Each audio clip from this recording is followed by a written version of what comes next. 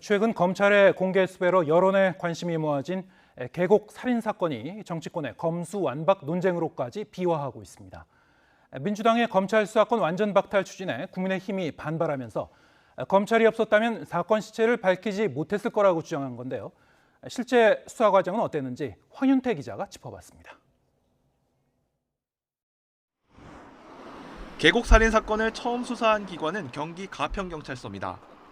2019년 6월 이은혜의 남편 윤모 씨가 사망했을 당시 단순 변사 사건으로 결론 내렸고 수사를 지휘하던 검찰도 별다른 의심을 하지 않았습니다. 그대로 묻힐 뻔한 사건에 대해 재수사가 이뤄진 결정적 계기는 경찰에 접수된 유족 지인의 제보였습니다.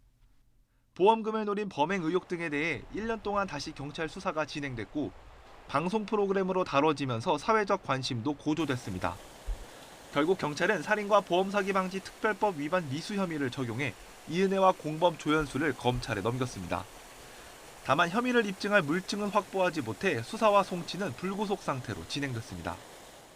당시 경찰 관계자는 YTN과의 통화에서 제보받은 사건 범위가 굉장히 넓은 데다 피의자가 수차례 소환 조사에 빠짐없이 출석하고 주거지도 명확해 구속영장을 신청하긴 어려웠다고 설명했습니다. 사건을 넘겨받은 검찰이 다시 1년간 수사하면서 살인 혐의에 대한 구체적 증거가 포착됐습니다.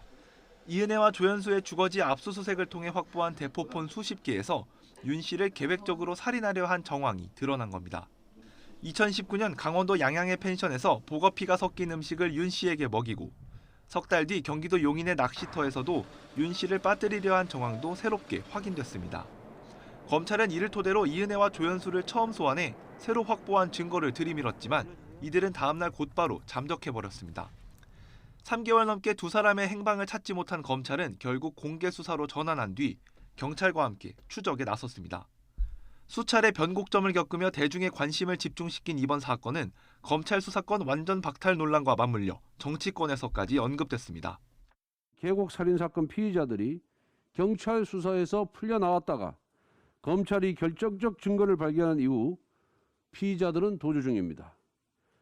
검찰이 없었다면 영구 미제 사건이 되었을 것입니다. 하지만 전문가들은 이번 사건이 검경의 수사권 조정보다는 유기적인 협조 체계가 더 필요하다는 걸 보여준다고 말합니다. 협력적 관계라기보다는 보이지 않는 질시와 반목이 사실 깔려 있기 때문에 이런 수사 절차가 상당히 지연되었다.